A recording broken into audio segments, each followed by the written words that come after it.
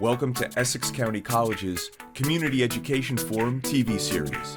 Now here's your host, Mr. Alfred Bundy. Welcome to Essex County College's Community Education Forum. I'm your host, Alfred Bundy, and the Executive Director for Institutional Advancement here at the college. Our first guest is a cybersecurity professional and an adjunct math professor here at Essex County College.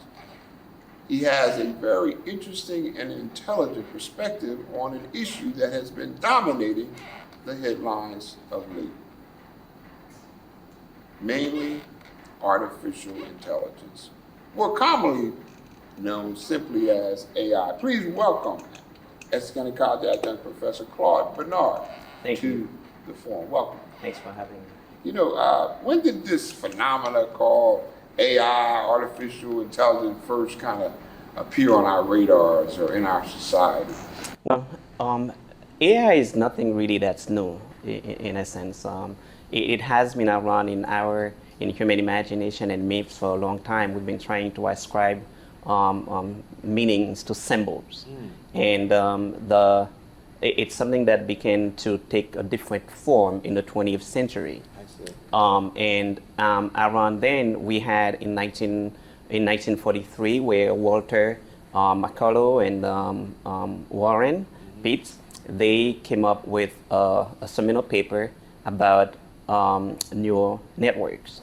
And then later on, you also had John McCarthy and Claude Shannon, and among others. He, in fact, was the first one who came up with the term artificial intelligence. About what year is this? 1956. In 1956? In 1956. So okay, and when did it become like more kind of popular that we're paying so much attention? Recently, sci-fi has been doing a major work on that in inserting fear in the hearts and minds of people in society, making them believe that there's a whole lot that is going to take over, and then people are not going to have to be doing much anymore. So we can just relax. That's what sci-fi. And when you say sci-fi, you're talking about like the movie part. Correct. Of sci-fi? Yeah, science fiction. Yes, exactly. But okay. AI has much more to do with a whole lot of positivity. Okay. How long have you been associated or working and dealing with AI? Well, it's been for the past 3 years. I would put it concretely, because I had two different internships at Watkins for my doctoral program. Nice. And they were pretty interesting. One was on ChatGPT. In fact, one of the papers that I had is supposed to be published in the New England Journal of Medicine. So I look forward to that. Well, I will look forward to that too. But I know the first time I used that ChatGPT, oh my goodness, that blew me away. Actually, what I did is I went in and asked it to tell me about Essex County College. And me and one of my staff members, we actually did it, and to our surprise, it had one minor error. Yes. And it wasn't even an error, it was just something that we don't currently do that we used to do. Right. You know, so it was just phenomenal. Correct. What's the true description of artificial intelligence? What do we mean by that term? Well, artificial intelligence is something that you can say that early scientists started working with in terms of putting it into computers, data, in very voluminous data, to give meanings to a whole lot that otherwise would have a very hard time to put together. So it's hard to put a description per se for it, but this is what, in essence, the computers are being able to do to dissect a lot of the things that we need to comprehend more. Now, you know that there's numerous benefits to AI. I mean, one of the things I'm utilizing now is I chair a number of committees at the college. One is I have an AI collector, which actually, does the minutes of the meeting, and Absolutely. minutes after the meeting is over, we print out the minutes, Yes. and for the most part, they're pretty accurate. What are some of the other benefits of AI? Well, there are a whole lot of benefits, both in higher education and many other industries, especially in the healthcare sector. There's a whole lot of benefits to it, and one of them is that it takes away a lot of errors that used to happen in the medical field, and that used to cost about $380 billion a year. And it can also assist healthcare providers with a whole lot of suggestions and doing robotic surgeries. Now, we're talking about like if somebody was having a surgery, this would make sure that the surgery went right, or does it make sure that they get the right medicine? Or, correct, yeah. You can have robots there, and those are driven by artificial intelligence. Yeah. Wow. You know, one of the concerns that we've had, and we actually had you speak during our convocation here at Essex County College, is, the impact of student learning. It's the good, the bad, the pro. How do you share it? What's the right balance? Because I know we've had to come out even with policies to make sure that students don't either overly rely on AI. Share with us how we should look at this. Right. AI is based upon a whole lot of data being fed into it. So sometimes it can be biased. So there's a delicate situation where students tend to believe the outputs that they're getting from AI is trustworthy. But unless you know, and sometimes what it's trained on, it's hard for you to actually go ahead and say, oh, I believe this, because AI has that what you call hallucination, AI hallucination, where it would produce an output for you. But if you do not know, you wouldn't know that it's not quite true. You said it's a hallucination. Like a hallucination. Now, yes. Let me ask you something. Now, when I go to Google, when I call it Google, tell me, the latest story on, whatever it might be in the news or something. It tells me in seconds what happened, or gives me the answer. Is that AI? Well, that is part of AI, but it's on a grander scale. What you have could be a little bit different. It's textual, but you can also have it as a voice as well. Okay. But AI is a little bit different. In fact, now you also have Scholar AI in much the same way that you have Scholar, Google Scholar. Right. So you also have that. But these are, you can have when you pay the version where you could pay for it, yes, you get a much better output. Now we know that voice is kind of taken over in some way, so the yes, vocal kind of thing, and we all have these little things in our houses, Siri. Yes. We speak to them. We think correct, they're like a member of the family nowadays. Is that AI? That is AI. In fact, when AI? you have Amazon sending you Alexa, for example, right, when you have Siri in your phone, please tell me this, and so on. These are the different types of AI. You have what you call a weak AI and a strong AI. Mm-hmm. So these are the different types of where weak AI is like a strictly task that you have that this particular tool does. On a grander scale, strong AI is not quite there yet, but it's coming along in terms of the work that's being done, because it has to mimic and reflect exactly how humans operate. Okay. Now we've been hearing reports from some of those who are big in the Google world and owners of some of the major softwares that in 30 or 40 years AI might be running everything. Is that correct? Wrong? Well, how should we as humans look at this? Well, AI is making its way. Actually, 80 million jobs are going to get lost as a result. Yes. But at the same time, it's going to create about 90 million more. So there's a balance, but there's going to be a transition. It's always good to be right on par with what's happening. AI literacy together. Exactly. Intelligence together. Exactly. Where is all this going in the future? What's going to happen in this world, from what you can tell? Well, it's gonna be big, because it's a multi-trillion-dollar business. It's about $50.7 trillion that's gonna be out there to grab, and most of those are going to be towards China, and secondly North America, and out of that you're going to have the United States taking a good chunk out of that. But it's going to go big. It's taking over a whole lot. In fact, it has passed the medical exam. It has passed the bar exam. It has passed a whole lot of... Exactly. Those are minor compared to the things that it has done. Before we go, being in our classes, what do you tell our students? What do you want our students to be aware when you're teaching, as far as them using or not using AI? Well, I would highly advise them to have multiple sources before trusting the output they get from AI.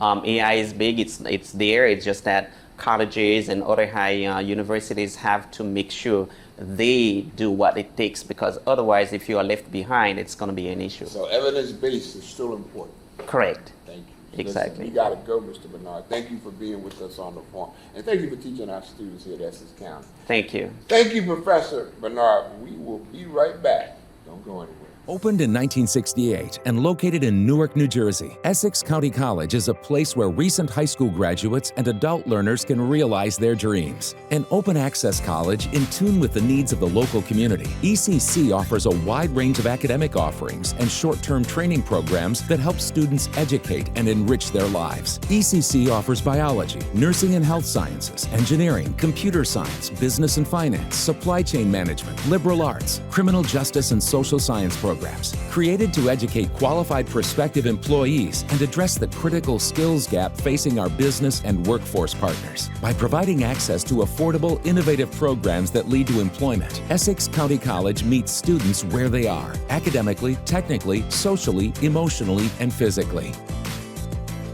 Learn more about Essex County College. Students first. For course information or to schedule a visit, go to essex.edu or call 793-877-4477.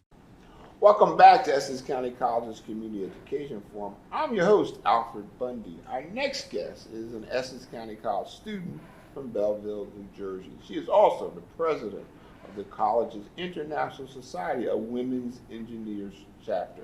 Please welcome Ms. Josselyne Jativa to the forum. Welcome. Thank you. Thank you for having me. Let me ask you how you decided to attend Essex County College. Well, the main reason I decided to come to Essex County College is because it's an affordable college. I can have the same education as a four-year institution. Also, it's a place close to my house. Well, that's great, and we want people to know that it's affordable and you can still get the same quality education here. What's your major? My major is engineering. Engineering, okay. And I want to ask you now, is there some historical challenge to women in the field of engineering? Well, we know that engineering is a male-dominant field, but as a woman in engineering, I know that we're empowering other women too. We want to be that face, that engineering is not just for men. And that's so important, and I applaud you. Talk to me about what does the society do? Share with us what type of projects or programs does the society offer? So Society of Women Engineering is a professional organization. What we do is network. We get along with other engineers, women engineers. We also seek for advice. We have professional relationships. We go to different Congress. There's going to be one coming up this March. It's a conference this March? Yeah. And where's that conference at? I'm not sure where the conference is. But we got to make sure you get there. Oh yeah, we're definitely going to go there. How many women do we have in the Essex County College chapter? We are currently 15. 15, that's fantastic. Tell us some of the other things that make you kind of interested in this field. Are you leaning towards a career as a pilot, or where are you going with this engineering background? So since I'm also an Air Force ROTC cadet, I want to be a pilot. But also, I'm not limiting myself just to that. Okay. I want to pursue a degree in biomedical engineering. Right. I love everything about prosthetics. My parents are engineers too, so awesome. I grew in a family where they did prosthetics. So I want to do that. Now you, and people didn't, why aren't you talking about prosthetics is, by the way? Prosthetics, okay. Prosthetics is like whenever you lose a limb, they replace it with a prosthetic. That's right. Yeah. Yes, and that's very important, especially for those who need them. What I wanted to ask you about, though, is I heard you say you were involved with the ROTC, and we need to know that our students are very diverse, so that's very interesting. You said you're a cadet. Do you come from a military family? Oh, yeah. My dad served 31 years. He retired as a colonel. So I grew up in a military environment. Also, I have uncles, cousins who served as well. Well, we certainly want to thank him for his service and what you're doing, being involved with ROTC. Have you kind of always been interested in technology or science? Is that something that's just something you like? Yeah, I always liked technology, science. I remember when I was in high school, I participated in the science fair. I won the science fair. You won the science Yeah. fair? In Belleville? No, I wasn't raised here. Where was home? I was raised in Ecuador. Oh, fantastic. I was raised in Ecuador. Very hot there, am I right? No, not really. Ecuador, no. I haven't been. I gotta go. Different regions. Okay, certain regions. So, and I was really interested about that. My project was about prosthetics as well. Wow. So yeah, All right, it's been always there. And it's good that you really have all this experience and knowledge. Talk to me about where you see yourself in the future. Where are you going to be 5 years from now? So I see myself as an Air Force, an officer. As an officer, yes, an officer. Hopefully as a pilot. As a pilot. As a pilot, and So also. would you be leaning towards the Air Force, kind of? Yes, Okay. I lean to the Air Force, and probably in 5-10 years, I would become a reserve. Okay. A reserve, and I actually want to have like a company where we can make prosthetics, help people. Well, you have an exciting future already planned, and I'm sure you're going to make it. I'm looking forward to it. And who knows, maybe you'll fly me somewhere. someday. Definitely. Listen, much continued success to you, Josselyne. Thank you. Okay? And I want to thank you for being on this show. Now, Thank you. we're going to be right back, so don't you go anywhere. And before we go, take a look at Essex County College's Alumni Corner and meet Gladys Von Long from the class of 2017. Essex County College made a difference in her life, and she's now making a difference in the world. Check this out.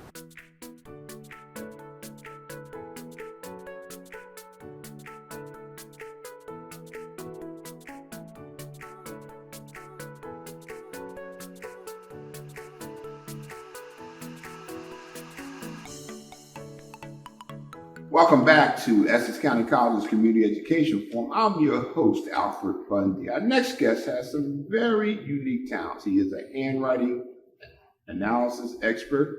He's a fitness guru, and he even does some comedy, but he's best known throughout the country as an hypnotist.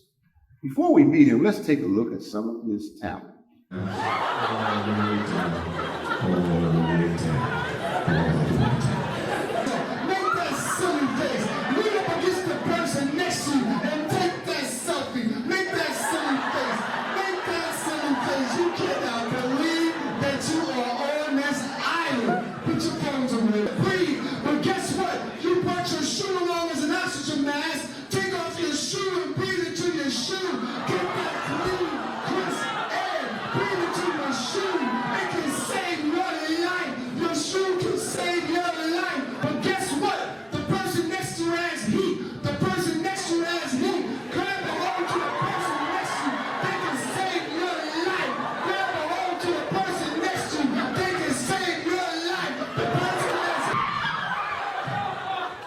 Please welcome the talented Mr. Derrick Watkin to the forum. Welcome. Welcome. Thank you. First, you got to just tell me a little bit how you even became interested in hypnotism.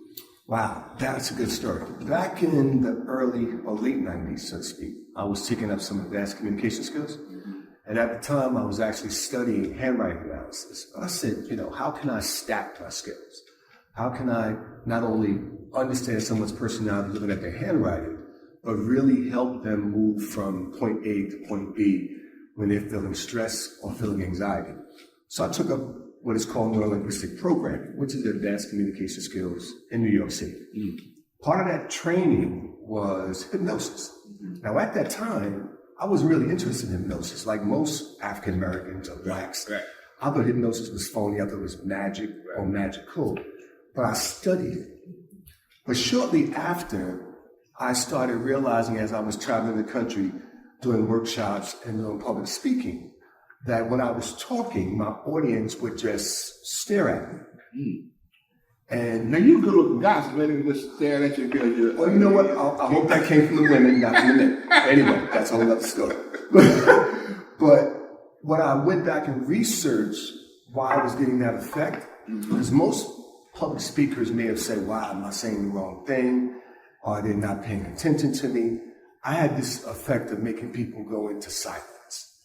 So when I looked it up, they said that maybe what I was doing and the way I was talking, using my tone of voice, was I was hypnotizing them and putting them in a small state of trance.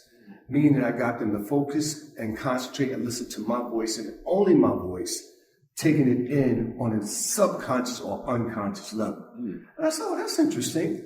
So I said, well, since I'm okay with being on the stage, let me go learn more about this. So I just sought out training. You know, I just went and got some training. More training.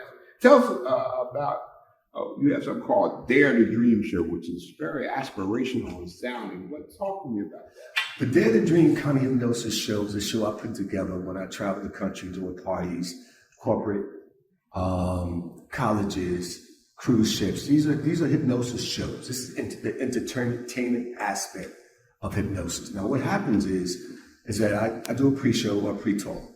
And while I'm doing my pre-talk, the audience is doing their pre-talk. Meaning, they're talking to themselves about whether they want to volunteer or they want to just watch. So eventually, I put about 15 chairs on the stage. I get 15 guests to come join me on stage.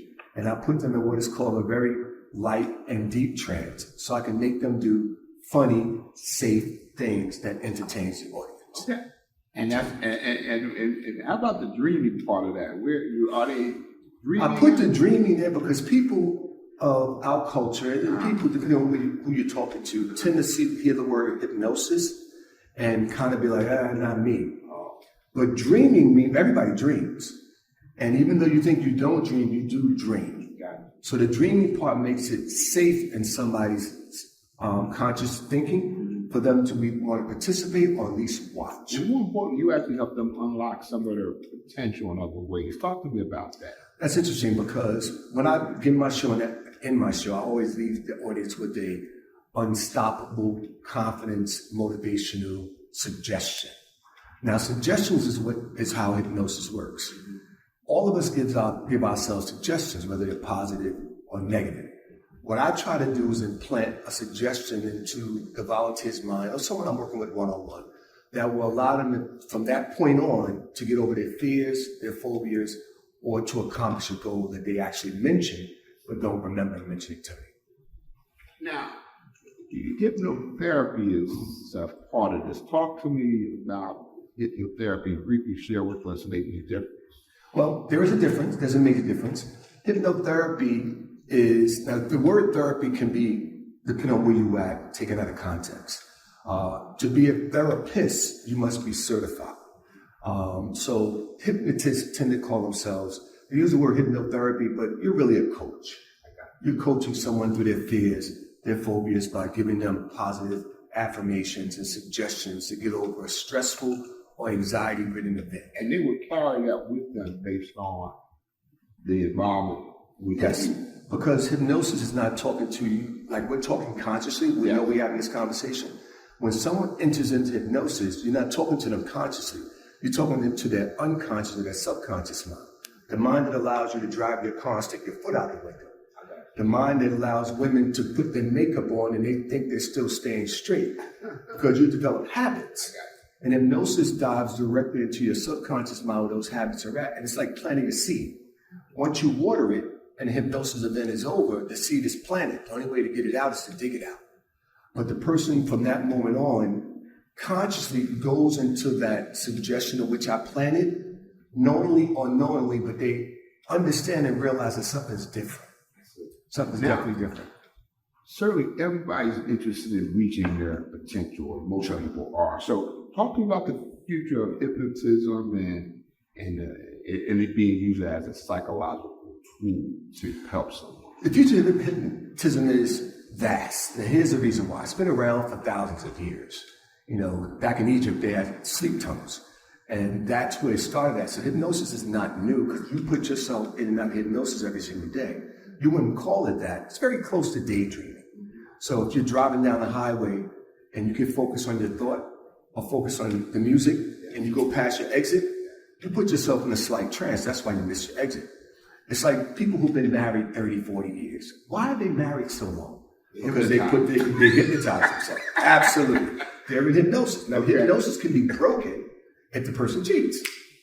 Wow. Broken. It's broken. You're like, whoa. what's going on here? So you put yourself in and out of hypnosis because it's more self-hypnosis than me doing anything. It's you cooperating with me to allow me to guide you to that place that you do something every day. So the future of it is vast because you have people who want to lose weight. You have people who want to stop smoking. You have people who want to build confidence. You have sports figures like Tiger Woods, Michael Jordan. You have actors like Matt Damon who all use hypnosis to get over some type of fear or phobia. So it's been around a long time, but it's not something that people like to talk about because most people see hypnosis as controlling. So I don't want you to control my mind, when in fact I'm not controlling your mind. You're in full control of your mind. You just allow me access to it. And certainly we're hearing now that it can really be helpful in domestic and marital relationships. Absolutely. I work with some people, some couples. I work with individuals who want to date. And the thing about that is, when you're working in domestic relationships, there's always something that the other person sees, and it's a perception. Right. It may not be reality. You follow me? But if you build on that perception, it kind of holds you back. It stresses you. And we all have stress, but when stress becomes anxiety, that's when you got a problem. You can't sleep, you can't eat, you can't stop thinking about the thing. Stress can make you very ill. Yes, well, that's because you're becoming anxious about it. Right. And it's mainly mental sometimes, not even when you get physical pain, but it's mental. It's mental, but it becomes physical. And once it becomes physical, that's when you get sick. Because your mind is allowing you to replay this tape over and over and over again in your head without any breaks. Like when you're watching TV, there's going to be a commercial, right? When you're running the strip in your head, there's no commercial. It's just you running on a loop. And the more you run that loop, negative loop in your head, the more you get negative feelings and negative vibes from it. Derrick, you have to come back. I know that you teach here at Essex County College. You were adjunct here for some time. I was. And it's great to have you back. I hope you'll come back and see. I've seen if somebody wants to get your services or get in touch with you, how can they do that? Well, they can find me definitely on social media. All the known social media, TikTok, Facebook, YouTube, whatever it is, it's there, I'm there. You can also find me on DerrickWatkinsLive.com and LiveHypnosisEvents.com. Derrick, we can't thank you enough for coming and spend some time with us on the phone. Thank you, Derrick. You have been watching Essex County College's Community Education Forum. For more information on Essex County College, visit our website at essex.edu. And to catch any of the Community Education Forum, check us out on Facebook or YouTube. I'm your host, Alfred Bundy. We'll see you then.